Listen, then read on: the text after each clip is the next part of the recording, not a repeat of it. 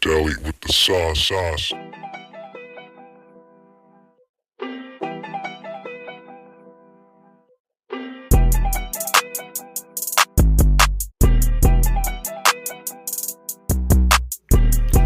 What is up, guys? It's your boy Deli G, back in the studio, back in the lab, and back in the home office for episode 4 of the Deli G show. So this one is the WrestleMania 41 recap special episode.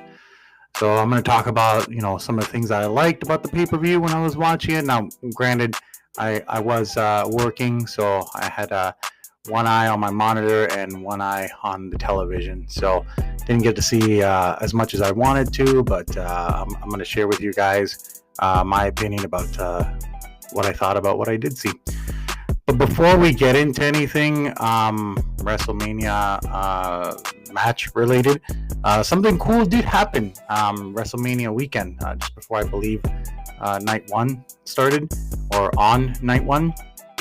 So they had announced on a podium, or on a dais at a desk, that WWE had purchased AAA, the number 2 Mexican Lucha Libre promotion down there in Mexico.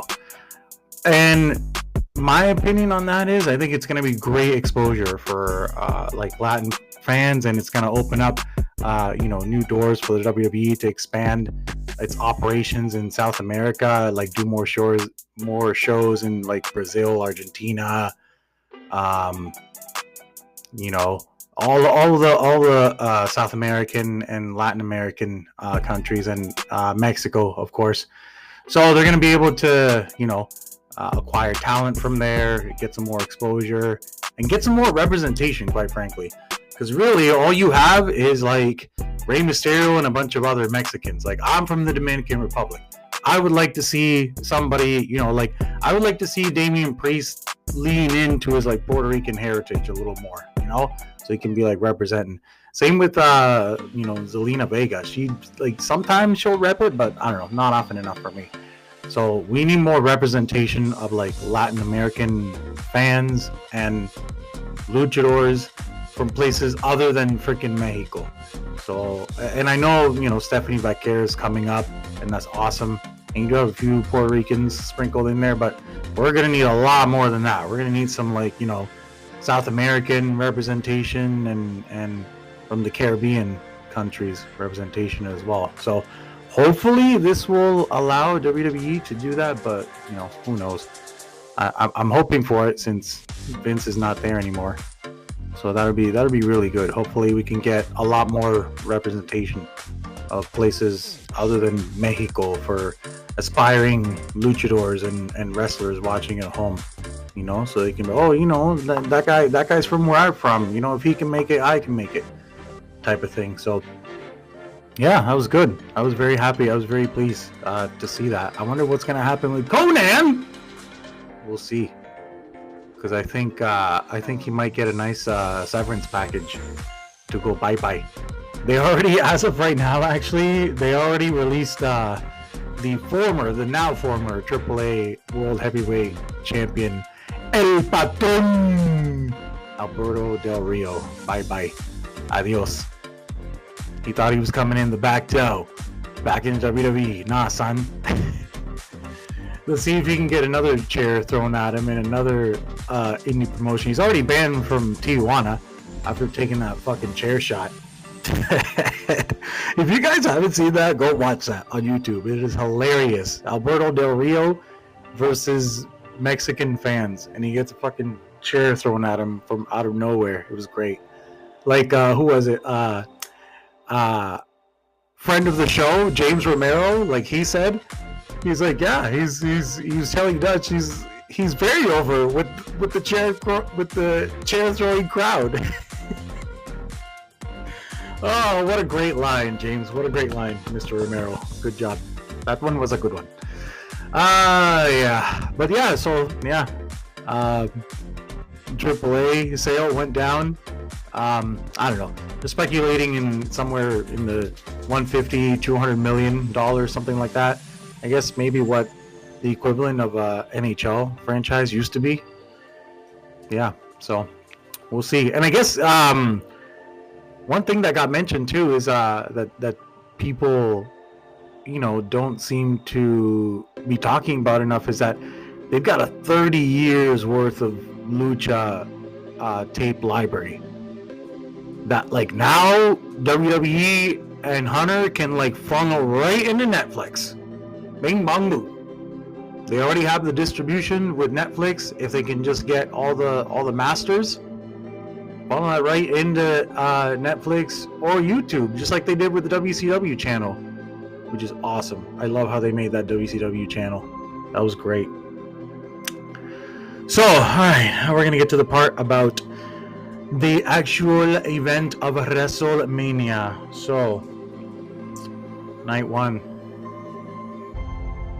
The highlight, I would say, for me would be like the Jacob Fatu LA Knight match was good match.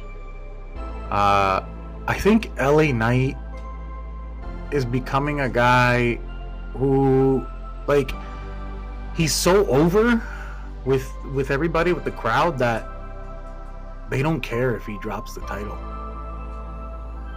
because he's still going to be over. He's still going to sell merchandise. He's still going to be on the Slim Jim commercials.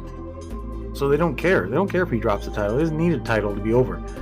They know that now the fans know that he's capable, and whenever he wants to, he can just go chase. But now they can put him into other storylines. So I could see where Hunter is coming from on giving the belt to Fatu, and then that's gonna elevate the story of Jacob and Solo. Having like the sibling rivalry now for gold. So that's pretty cool. Pretty awesome match. Like I said, that was probably the highlight. Like the Gunther Jey Uso match ended way too early. Like, what the fuck is Gunther doing? Like, okay, hold on. Here's the thing: if you get hit with two splashes, right? He hit him with the two splashes. It's like, okay, one's not gonna be enough to put this guy away. Hit him with the second one right away. But then, okay, you put the sleeper on him, the chokehold, cool. But then, if Gunther just got hit with two freaking splashes, how the hell does this guy have the wherewithal to like tap out so quickly? Like 3 seconds. Like, shouldn't you be like writhing in pain from the two splashes that you just took? Like, and then if you get put in a sleeper, you should almost done like where he like actually passes out, and then they do like the lifting of the arm for a 3 count, and then it's done. It's over. That would have been a better finish. Would have let the drama build a little more, and like the fans would have been pushing for Jey Uso, like, oh, they would have been like, do you drop the arm once, yeet. They drop the arm the second time, yeet. And then drop the arm the third time, yeet. And then boom, there you go. He just yeets his ass out of the building with the belt through the crowd. So I don't know. I'm not an expert though. I'm not a Cornette, I'm not a Bischoff, not a Hunter. So that's what I thought was the best of night one. So I'm gonna move on to night two. And the biggest thing that everybody seems to be talking about with night two was like the finish of the Cena Cody Rhodes match. Now I'm gonna say this about the finish, okay? Like, it was a traditional old school like Attitude Era finish with like, the title belt, like the nut shot and title belt. And I think everybody, well, the majority of the fans, from what I've gotten a sense of so far, they were kind of pissed and annoyed that Dwayne didn't show up, because they thought Dwayne was going to play some role in this, and Travis Scott came in and fucking bungled the fucking match, and everybody was pissed at that. I mean, John did say he was going to ruin professional wrestling for everybody now that he became a heel, and he certainly did a good job of that by inserting this scrawny, you would have been better off sending out Wiz Khalifa, man. People probably know Wiz way more than Travis Scott. And Wiz is like all jacked now. He actually looks like a dude that could hang in there with a pro wrestler. Not this friggin' toothpick, scrawny, dreaded up little thug. Travis Scott. Oh my gosh. So anyways, he ate it like everybody knew he was going to. Like Cody kept the receipt. So he ate it. He ate the crossroads like Cody's finisher. And then everybody was like, oh, okay, now The Rock's going to come in and provide some kind of distraction or some shit. Like, nope. Dwayne thought it was a good idea not to show up for professional wrestling's biggest event of the year. Good job, Dwayne. Way to contribute to the business. So I really didn't give a fuck. Like, I'm over this fucking guy. For real, man. Like, it's such a shame too, because he used to be the fucking epitome of cool. The epitome of cool. I used to have his gear. I used to listen to his old theme song. All of it, man. I was right there. And it's just like, I don't know, he's not aging himself out of the business gracefully. Is the best way I could put it. I don't know, he's still trying to hang on to something. Either work in the back and help build the stories, or be full-time in the ring and cutting promos. You're one or the other, bud, because you can't do both and try and make movies and sell your cheap tequila and blah blah blah. Like, I don't know, man. It's getting pretty annoying. That's my take on that. But like, that's why I didn't really care. Because I wasn't gonna let it affect me one way or the other as a fan. Not that it would anyways, but there are people out there that are like, oh my god, we were waiting for The Rock and he never came. Oh my god, this is so upsetting. Ah! Like when little kids cried when Cena turned heel. There's probably the little kids crying when they seen that. Oh no, Dwayne's a hero. Fuck that. Better off without him anyways. Oh, man, I was hoping for fucking Brock to show up. That's the one I was waiting on. Speaking of Brock, what a great transition. What a great segue. Yo, this three-way with all the Heyman boys and how it ended, and then the next night on Raw, woo, that shit was wild. That's gonna be a freaking awesome storyline. Now you see that there was a purpose for Bron Breakker losing the Intercontinental title in that four-way match, and there was a purpose for Dominic winning it, and there was a purpose for Dominic winning it over Finn Balor on that, like, you know, on that crossed up pin finish there. And it was a pretty awesome finish, I gotta say, actually. So yeah, like, I don't know, this is some things are cooking, but some things are flopping right now. So, and we don't even know, like, nobody really knows what Cody is gonna do or what he's done. I mean, he definitely deserves some kind of vacation, that's for sure. And plus, now it's gonna get like Gunther in the mix. So they're basically gonna make the world title one of those like basically like upper mid-card belts. So, you know, just above United States and Intercontinental, but below like the WWE World Heavyweight Championship, or the WWE, they retired the Universal Championship, so I guess Undisputed, WWE Undisputed Championship, and then there's the World Heavyweight Championship. So the world, I guess, is gonna be the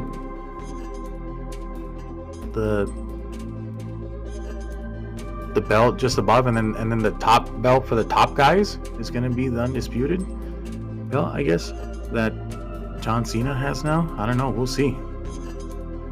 I saw something that they had retired the Universal Championship, so I thought that Cena was gonna come out with the spinner, but I don't know if he's gonna do that or not. We'll see when it happens. He says 20, 28, 27 more dates. He's like, not matches, dates. That was good. That was good too. I like that. That's proper heel work. But yeah, like anything, right? Like people are gonna complain about this, that, and the third.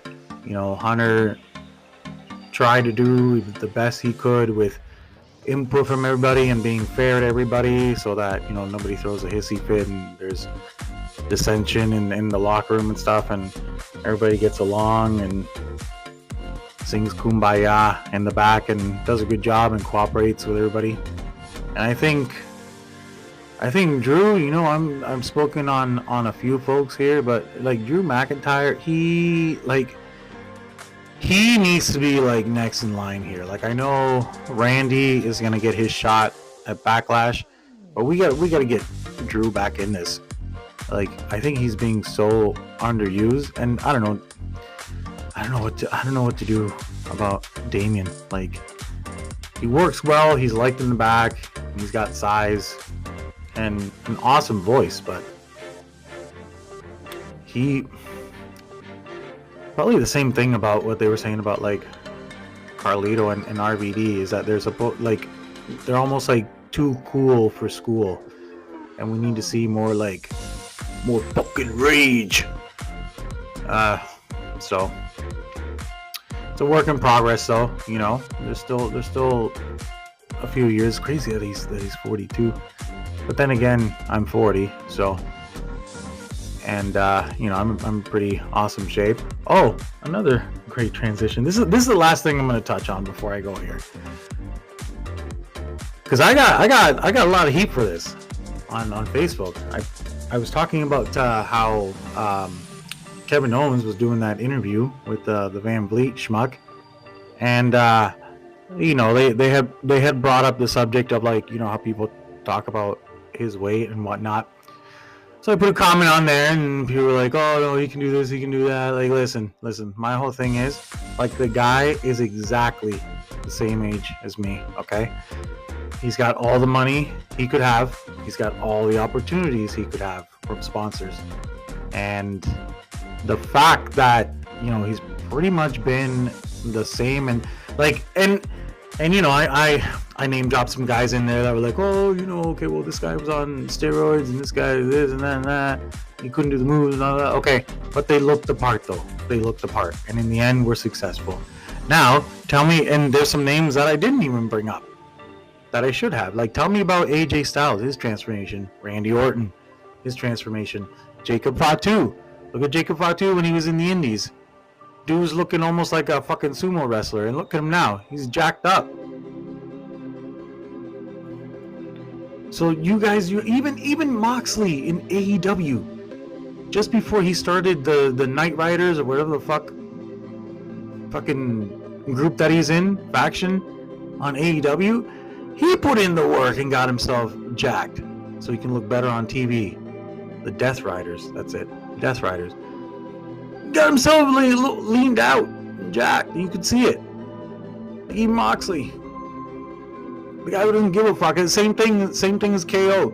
He's a fucking indie stuntman playing a professional wrestler on television. But he did it too. So what the fuck is your excuse? Steen?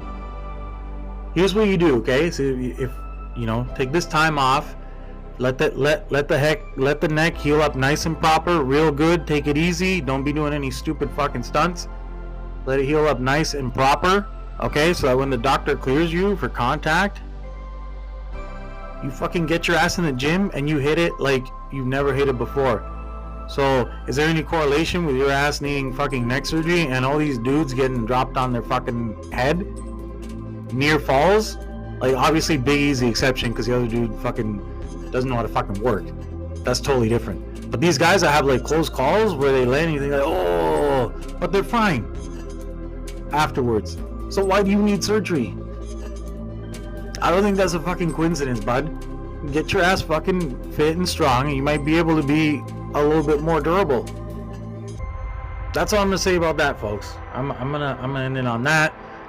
You guys can say what you want to say in the comments, but I stand on that. That's the hill I stand on. So, I mean, I was also, I am a certified personal trainer, so maybe I'm being like a little bit biased, but still, man, it's about your health, right, and preventing injuries. And the best way to do that is by staying fit and being in shape for whatever you're gonna do, especially if it's any kind of like athletic contest. There it is, guy. If you see this, you know what to do. Alright, guys, that is gonna do it for me. I'm out of here. I guess we'll see you in a couple weeks on the next episode of Deli G Show. Like, subscribe, comments, throw it up, all that good stuff. Alright, guys, peace out.